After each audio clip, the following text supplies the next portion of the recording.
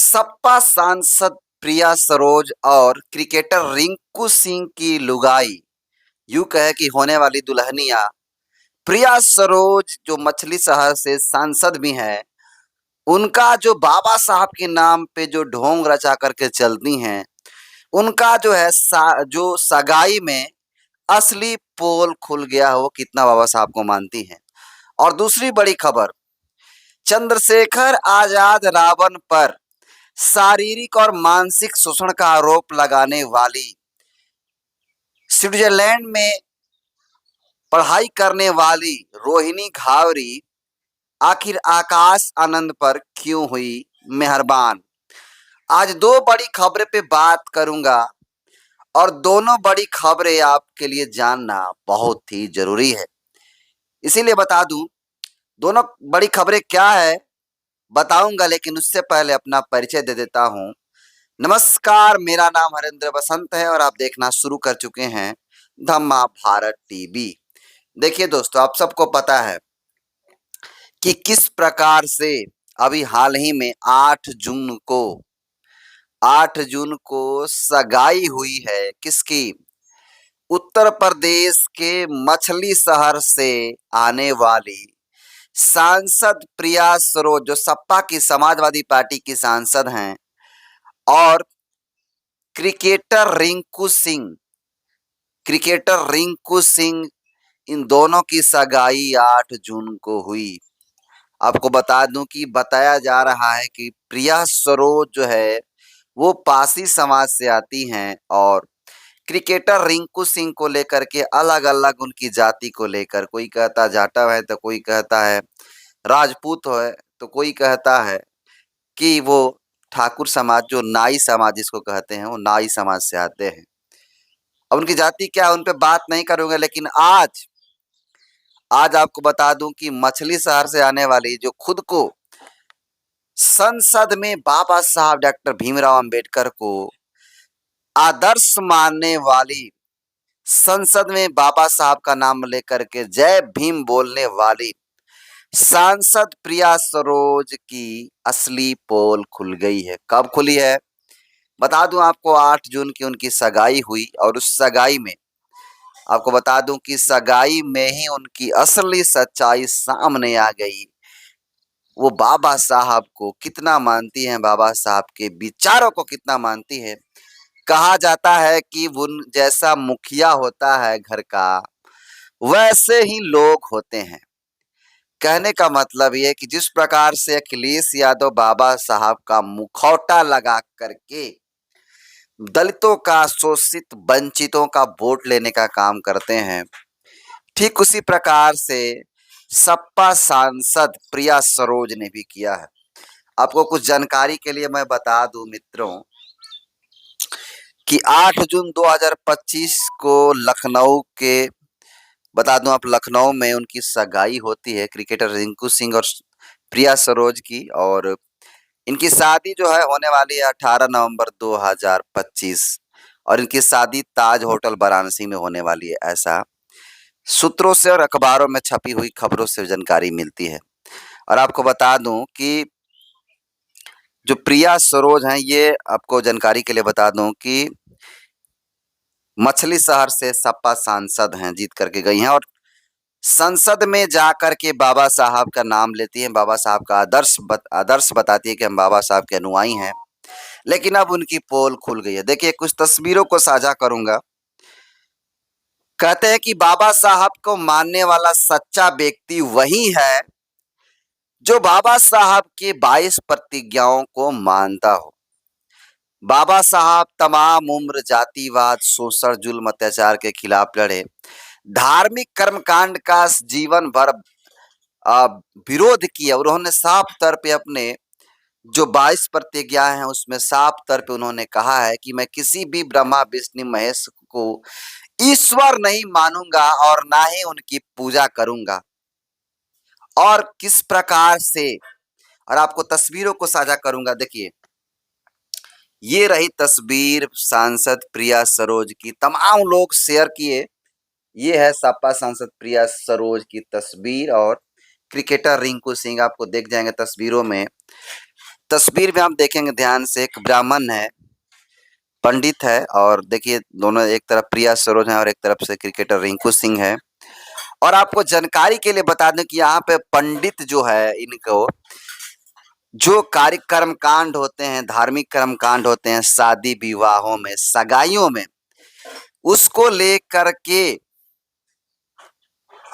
ये ऐसा कर्म कांड हो रहा है। लेकिन तमाम फोटोज जो है शेयर किए जा रहे थे, लेकिन असली जो सच्चाई है, असली जो फोटो है, वो किसी ने शेयर करने का काम नहीं किया। तमाम लोग देखिए, कहते हैं ना कि बाबा साहब डॉक्टर भीमराव अंबेडकर के फ्लोर वही हैं जो उनके विचारों को 100% मानता है। और ये खुद को मोहतरमा बताती हैं कि हम बाबा साहब को अपना आदर्श मानते हैं, और संसद में जय भीम भी बोलती हैं। जिस प्रकार से अखिलेश यादव मुखौटा लगा करके बाबा साहब के वोट लेने का काम करते हैं। आपने देखा कि पिछले दिनों किस प्रकार से वो बाबा साहब आदि तस्वीर आधा अखिलेश के लगा करके तमाम जो है कंट्रोवर्सी करने का काम किया। लेकिन जो बाबा साहब को मानती है, वो कभी भी कोई भी शख्स हो, महिला हो पुरुष हो, कोई भी कर्म कांड नहीं कर सकता है। और ये सपा सांसद प्रिया सरोज की जो असली जो तस्वीर है, किसी ने साझा नहीं किया। देखिए, एक शख्स ने साझा किया जिनका नाम जीतू राजौरिया है। ये लिख रहे हैं कि बाबा साहब अम्बेडकर को आदर्श मानने वाली सपा सांसद प्रिया सरोज और रिंकू सिंह ने रिंग सेरेमनी से पहले पंडित जी की मौजूदगी में मंगल पाठ किए। लोगों, ये पहली तस्वीर पेश ही नहीं की, सोचिए। खैर, अब देखिए ना, बहन जी मिशन से भटक गई हैं, फिर भी आकाश आनंद की शादी में ऐसी तस्वीर पेश नहीं हो पाई। सच में बहन जी मिशन से भटक, ये बातें जो है कटाक्ष किए हैं जो जीतू राजौरिया जी हैं। उनका कहना है कि बाबा साहब को अपना आदर्श तो मानती है मोहतरमा, लेकिन रिंग सेरेमनी में पंडित जी की मौजूदगी में मंगल पाठ होते हैं और हवन होते हैं। खैर, कह रहे हैं कि बहन जी तो मिशन से भटक गई, ये लोग नहीं भटके हैं। इनका कहने का कुछ ये मतलब है। और आपने देखा होगा कि आकाश आनंद की शादी हो या फिर उनके भाई के एंगेजमेंट हो या फिर शादी हो, कहीं भी इस तरह का कोई कर्म कांड और पूजा पाठ ब्राह्मणों का, पंडितों को बुला करके नहीं होता है।